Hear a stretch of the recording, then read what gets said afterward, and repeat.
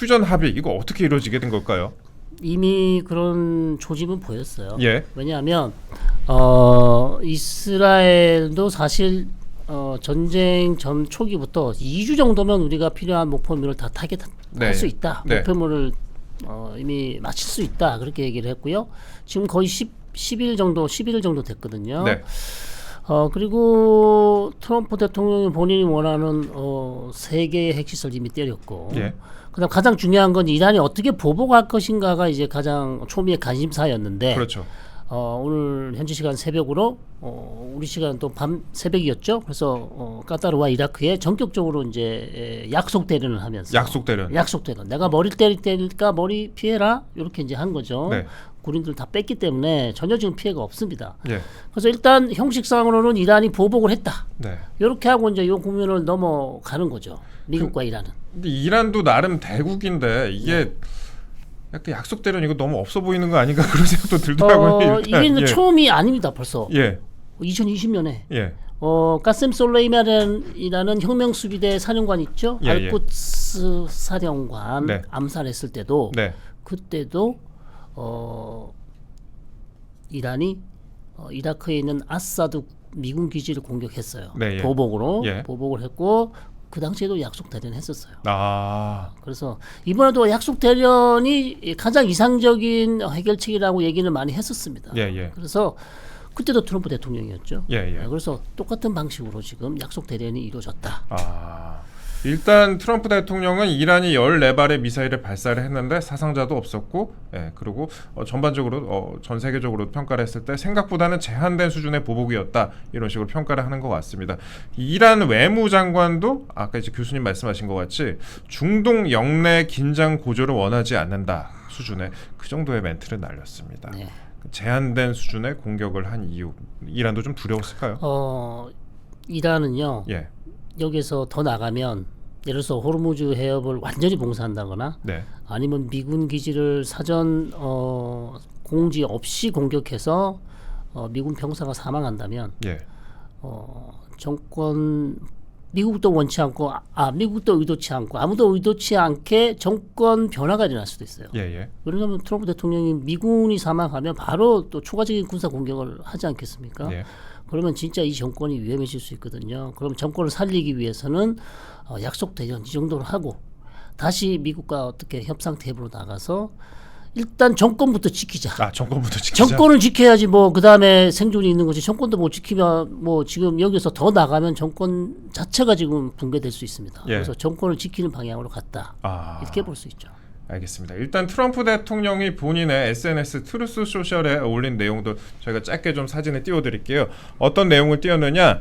이번 휴전은 이스라엘과 사진 좀 띄워주세요, PD님. 이번 휴전은 이스라엘과 이란이 현재 진행 중인 최종 임무를 완료하고 철수한 뒤 6시간 후에 시작이 된다. 24시간 후 세계는 12일 전쟁의 공식적인 종식을 축하할 것이다. 라고 글을 올렸습니다.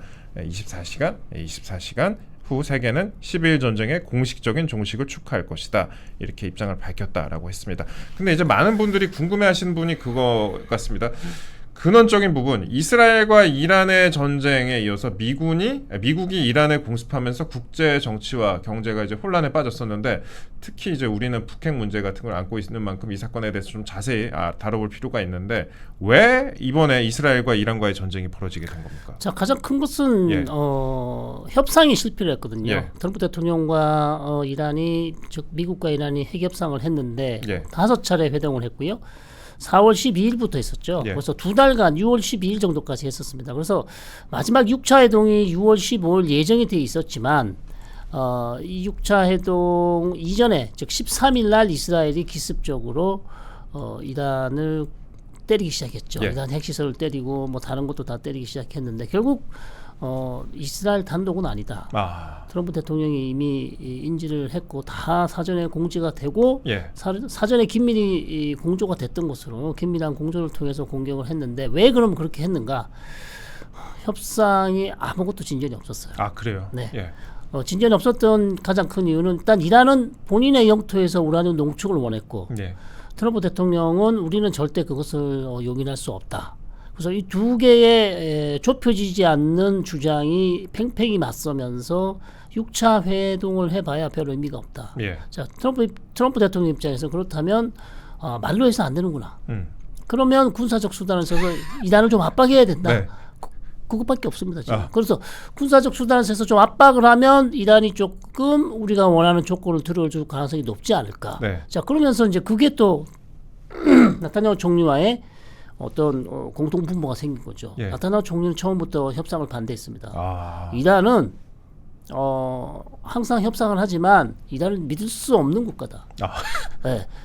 말은 핵무기를 만들지 않는다고 얘기하지만 국제사회를 속이고 계속해서 핵무기를 만든다고 그렇게 인식을 하고 있어요. 네. 그래서 이것은 협상으로 해결될 문제가 아니라 물리적으로 예.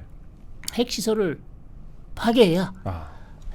이란의 핵무기 개발을 2년, 3년, 4년, 5년 더 늦출 수 있다. 예. 이렇게 이스라엘 보고 있습니다. 그렇기 때문에 그 두 개가 맞아 떨어진 거죠. 네. 그러면서 이스라엘은 처음부터 트럼프 대통령이 공격하고 싶다. 승인만 해달라. 트럼프는 조금만 기다려라. 협상이 안 되면 해줄게. 예. 협상이 안 됐기 때문에 해준 겁니다. 아. 근데 생각보다 이 액션이 좀 컸던 것 같습니다. 제 생각에는 그러니까 이스라엘에서 어떻게 보면은 생각보다 이란에 굉장히 많은 공격을 한 것으로 보이는데 그런데 이제 그렇잖아요. 그럼 이스라엘에서 이란으로 공격을 할 때 그 가운데 사이에 있는 국가들도 있고 그다음에 이란에서 또 이스라엘로 또 미사일을 많이 발사했고 아이언돔이 이번에 깨지기도 했었는데 그러면 또 그 가운데 또 있는 국가들이 있는데 그런 이번에 공격에 대한 이번 사태에 대한 중동 국가들의 속마음이 저는 좀 궁금하더라고요. 같은 이슬람이어도 이란은 또 시아파고 또 사우디 같은 국가는 또 수니파였고 서로 사이도 좋지가 않잖아요. 네.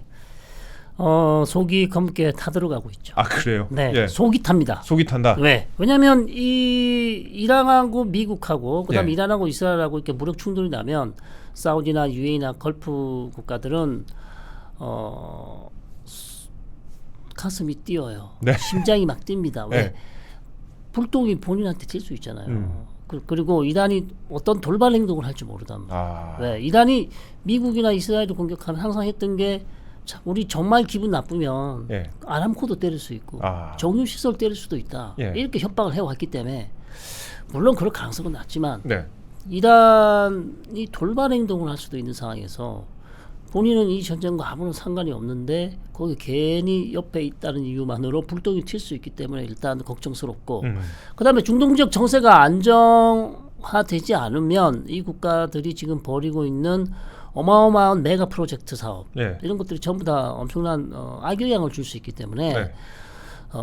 상당히 지금 걱정을 많이 했었고 또 안타까운 것은 본인들의 외교력으로 이 어마어마한 지금 중동 사태를 어떻게 할 수 있는 방법이 없잖아요. 아 그렇죠. 왜요? 네, 외교력으로 미국한테 아무리 요청을 해도 미국이 결정해야 되는 거고 예. 그렇다고 이스라엘한테 요구를 해도 제발 중단 좀 해라 해도 이스라엘이 듣겠습니까? 안 듣겠죠. 예. 이란도 마찬가지입니다. 그러니까 본인들이 사실 어떻게 이 상황을 어떻게 정리할 수 있는 방법이 없기 때문에 네. 더 속이 많이 타 있는 거죠. 아, 저 그 부분도 좀 궁금했고 여쭤볼게요. 중국이 이번에 이제 시아파의 맹주인 이란을 지원을 해오지 않았습니까? 네. 그 이란의 원유의 또 90%가 중국에 수출되기도 했던 그런 상황인데 중국으로서는 상당히 이란이 중요한 상황인데 미국의 이번에 공습 중국까지도 겨냥했다라고 확장해서 볼 수 있을까요?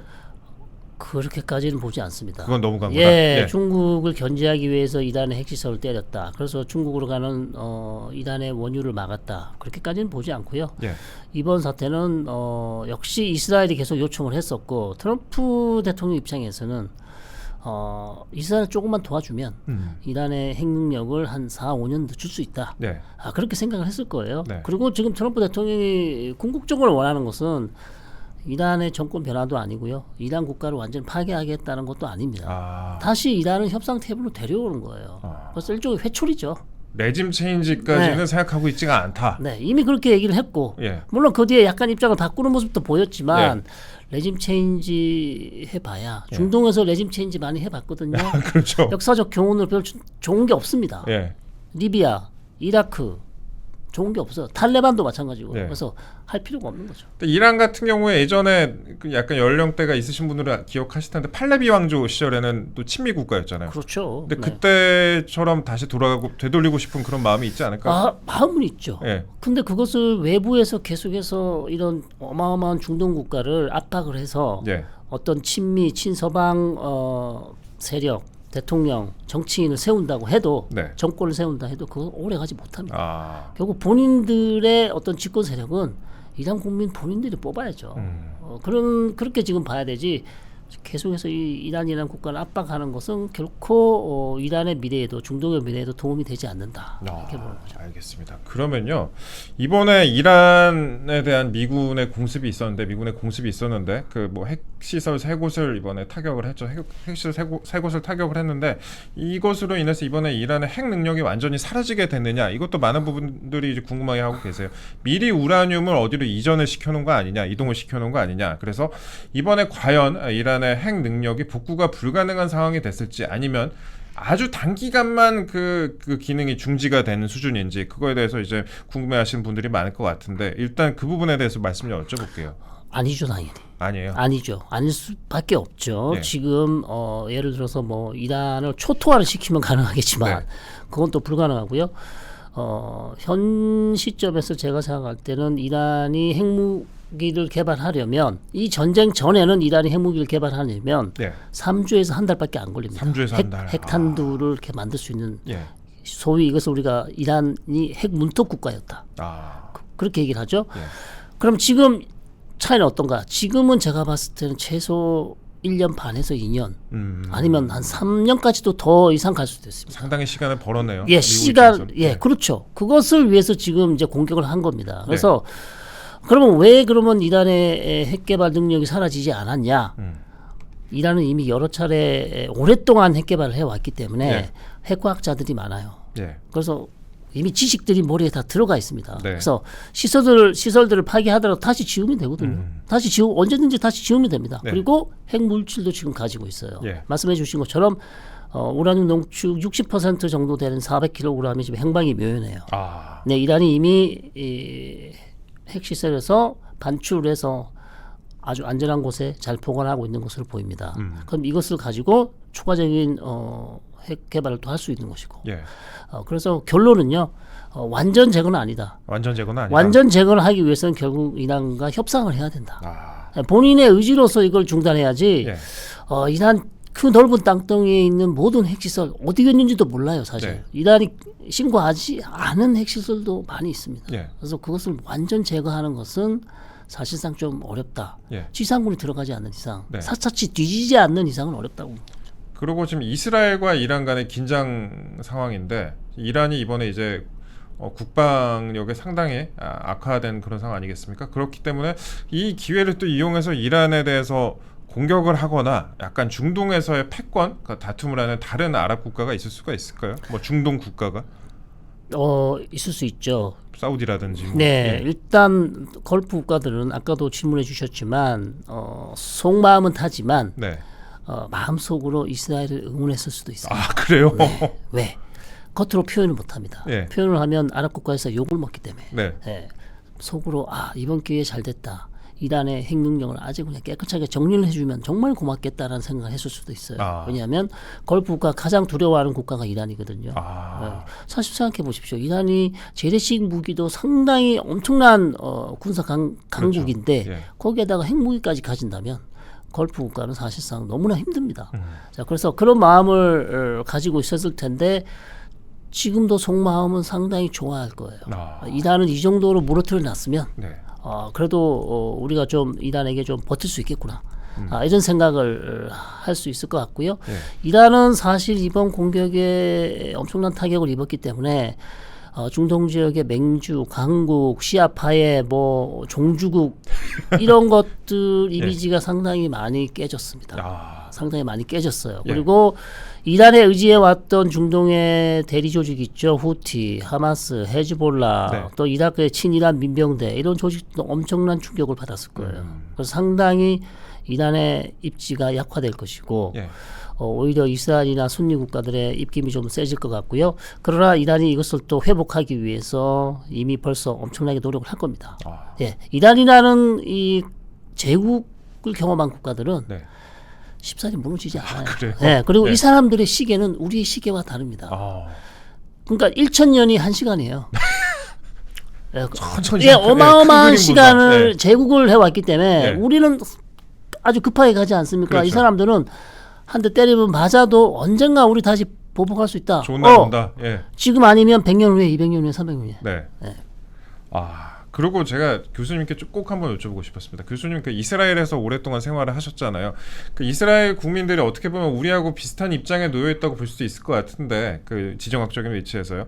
이번에 미국의 공습 같은 일련의 움직임에 대해서 이스라엘 보통 일반의 국민들은 어떻게 생각하는지, 특히 이제 이스라엘 역시 이번에 이란으로 인해서 아이언돔이 뚫리면서 상당히 적지 않은 피해를 봤잖아요. 이스라엘 국민들은 어떤 입장입니까? 트럼프 대통령한테는 너무너무 감사하죠. 감사하게 생각하고 있다. 예. 네, 왜냐하면 포르도는 이스라엘 단독으로는 절대 때릴 수 없는 곳이잖아요. 예. 때릴 수는 있지만 파괴할 수 없는 곳. 왜냐하면 지하 100m 밑에 있는 핵시설은 이스라엘은 능력으로는 제거하기 어려웠기 때문에 일단 이란 문제에 있어서는 트럼프 대통령이 너무나 큰 우군이었다. 예. 그래서 대단히 고무적으로 생각할 가능성이 높고요. 다만 이제 가자 지구 문제는 아직 전쟁이 안 끝나서 계속되고 있어서 이 부분은 트럼프 대통령이 추후로 또 해결해야 될 부분이라고 생각하고 전체적으로 이스라엘 국민들은 트럼프 대통령 상당히 반기는 분위기입니다. 네, 그런 상황이죠. 알겠습니다. 일단은 이스라엘 국민들은 굉장히 트럼프에 대해서 반기는 그런 입장이다, 이렇게 말씀하셨고, 그동안에 좀 어떻게 보면 수건 사업을 해결한 그런 셈이라고 볼 수도 있을 것 같은데, 중동 확전 우려, 이거에 대해서 궁금해하시는 분들 많이 계세요. 네. 오늘부터 휴전이 된 건지 정전이 된 건지, 앞으로 그냥 이대로 평화롭게 쭉 갈 수 있는 건지, 아니면 잠깐 뭐 휴전이라고 했다가 다시 또 공격이 이어지게 되는 건지, 이거 우려하시는 분들이 많습니다. 특히나 이제 이게 경제하고도 직접적인 영향이 있잖아요. 우리나라 경제, 뭐 원유라든지 다양한 영향이 있는데, 이게 미국의 공습이 전쟁의 시작이냐 끝이냐 궁금해하는 분들이 많이 계시는데, 이거 전쟁 어떻게 진행될 것으로 관측하세요? 지금까지는 소파 소굿입니다. 예, 지금까지는 괜찮다. 예, 지금까지는 좋다. 왜냐하면 일단 휴전은 어쨌든 저는 어제부터 얘기했지만 출구 전략을 찾아야 됩니다. 출구 전략은 결국 협상과 합의밖에 없거든요.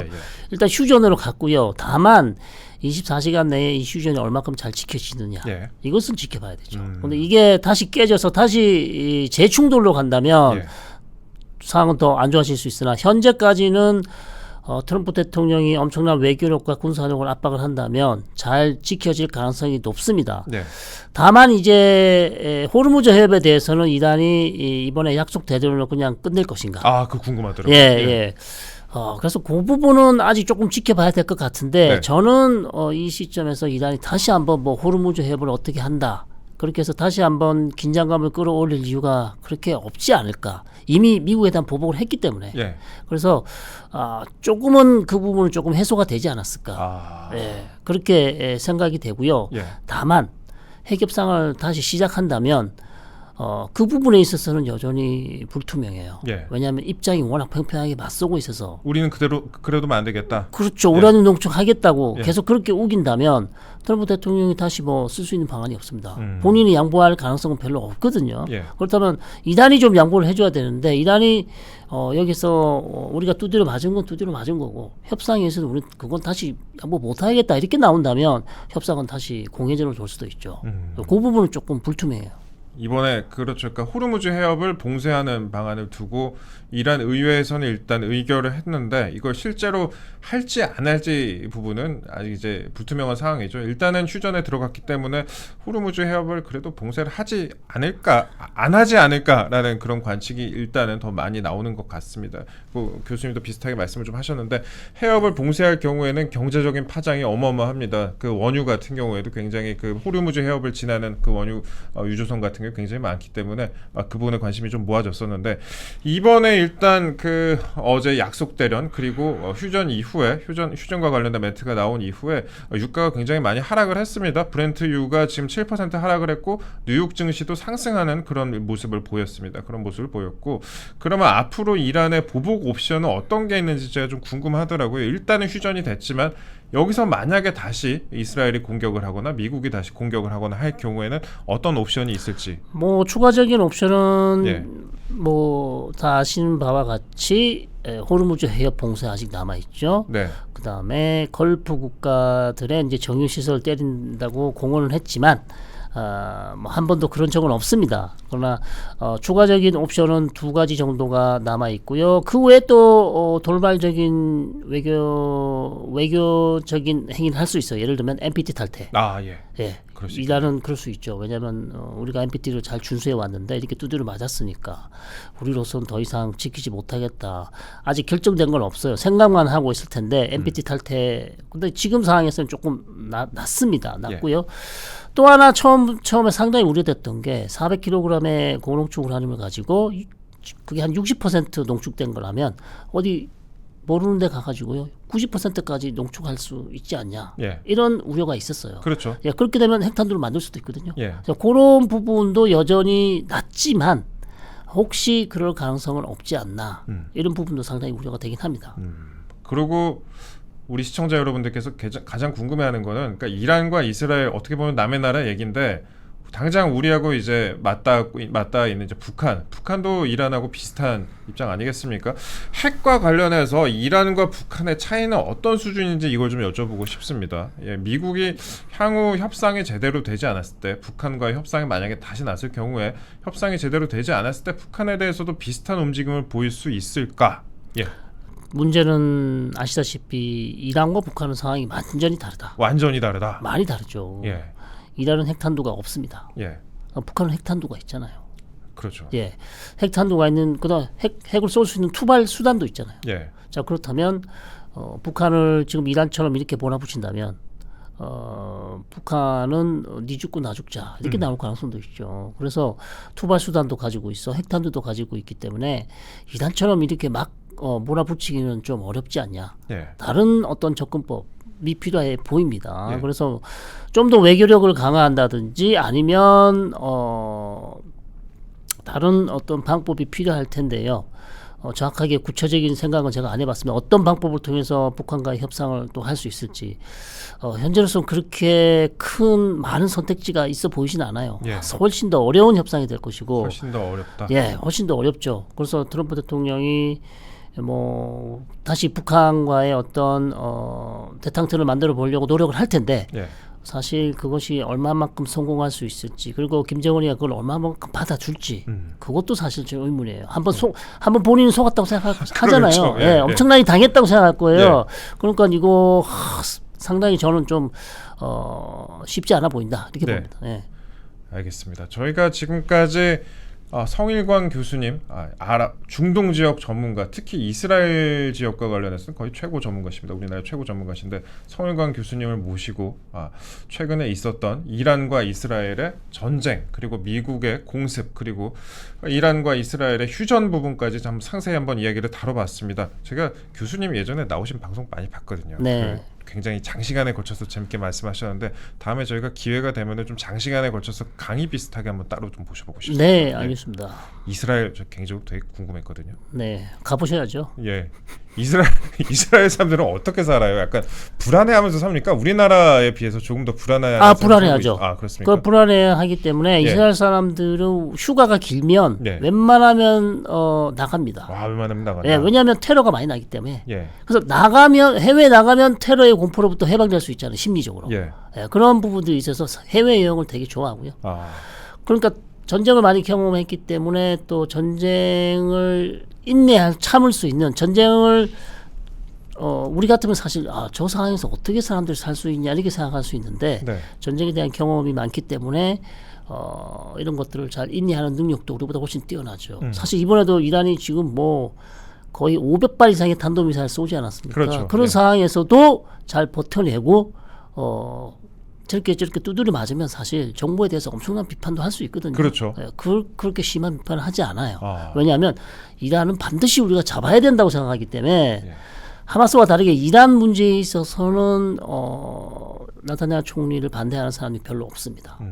예를 들어서 가자지구 전쟁은 본인의 정치적 생명을 위해서 전쟁을 계속 끌고 가는 게 아니냐 이런 비판하는 세력들이 많이 있었거든요. 사람들이. 그러나 이란 문제에 있어서 이거는 우리의 국가 존망의 위협이다라고 생각하기 때문에 똘똘 뭉치고 있는 그런 분위기라고 보시면 되겠습니다. 이제 두 가지만 더 여쭤보겠습니다. 그 네타냐후 총리도 상당히 장기 집권을 하고 있지 않습니까? 이스라엘 국민들은 네타냐후 총리에 대해서는 어떤 입장입니까? 콘크리트 지지층이 있어요. 네, 30%. 예. 그래서 계속 지지하는 거고 예. 지금은 좀 너무 오래 했잖아요. 네, 그래서 이거는 조금 이스라엘 국민들이 상당히 지금은 조금 나타냐후 총리를 보는 시각이 많이 변했습니다. 예. 초기나 뭐 한 10년 정도까지는 그래도 국가를 위해서 좋은 일을 한다고 생각을 했었는데 지금 뭐 15년, 16년, 17년 되니까 본인의 직업이 총리라고 생각하는 게 아닌가. 그건 내가 총리는 나밖에 없다. 네. 이런 어떤 착각에 좀 빠져 있지 않냐. 이런 지금 비판들이 많아요. 네. 그래서 총리가 좋은 일을 많이 했지만 이제는 조금 자리를 좀 다른 분들에게 네. 물려주고 조금 오래 했죠. 예, 다른 아니 뭐 꼭 뭐 다른 진보 세력이 아니더라도 리쿠드당 내에서라도 다른 정치인들에게 자리를 좀 만들어주고 본인은 아름답게 네. 퇴장하는 그런 모습을 보고 싶어하는 사람도 있을 것 같아요. 예. 네. 그리고 이스라엘 같은 경우에는 우리보다 아까 교수님 말씀하신 것 같이 더 어떻게 보면은 지정학적으로 좋지 않은 위치에 있다고 볼 수도 있을 것 같고, 그 다음에 국민들이 전쟁 속에서 살아가고 있는데 그럼에도 불구하고 또 경제 발전은 많이 이루었고요. 그래서 우리나라 국민들이 특히 외교적으로나 여러 가지 좀 측면에서 봤을 때 이스라엘 국민들로부터 좀 배워야 될 부분이 있다면 이런 부분을 좀 참고하면 좋겠다. 앞으로 네. 특히 북핵 같은 문제를 다룰 때 있어서 이런 부분을 참고하면 좋겠다 싶은 부분이 있겠습니까? 네, 안보 문제에 있어서는 조금 보수적이어야 된다. 안보는 보수적이야 된다. 네, 안보 문제에 있어서는 뭐 이게 정치적 이데올로기로 보수적인 측면도 있지만 그게 아닐 수도 있고 좀 엄격해야 된다는 얘기입니다. 예. 네, 안보 면에 있어서 뭐 괜찮겠지라고 생각하시면 요건 조금 자제해 주셔야 된다. 네. 좀 너무하다 싶을 정도로 안보에 있어서는 조금 보수적인 성향에 가야 됩니다. 예. 그래서 우리가 이제 뭐 북한 문제도 있고 또 다른 우리한테도 뭐 많은 안보 이슈가 있지만 이 부분에 있어서 우리가 조금 꼼꼼히 따지고요. 그리고 과할 정도로 좀 준비를 많이 하셔야 된다. 예. 지금 이스라엘과의 어떤 전쟁 최근에 뭐 2023년부터 지금 전쟁이 이어지고 있지 않습니까? 예. 이런 전쟁을 보면서 평화의 소중함을 좀 우리가 느낄 필요가 있습니다. 우리가 가지는 이 평화가 마치 그냥 주어지는 공기처럼 예. 아무것도 안 해도 그냥 우리는 평화롭게 잘 지내고 사실 지내고 있잖아요. 그렇죠. 그런데 이런 평화를 유지하는 것은 쉽지가 않습니다. 국제사회에 많은 분쟁들이 있지만 한반도의 평화를 유지하는 것이 그냥 공짜로 주어지는 것이 아니다라는 점. 예. 그리고 그것을 지키기 위해서 엄청나게 노력을 해야 되고요. 인내가 필요하다는 것을 우리가 이번에 좀 깨달았으면 좋겠습니다.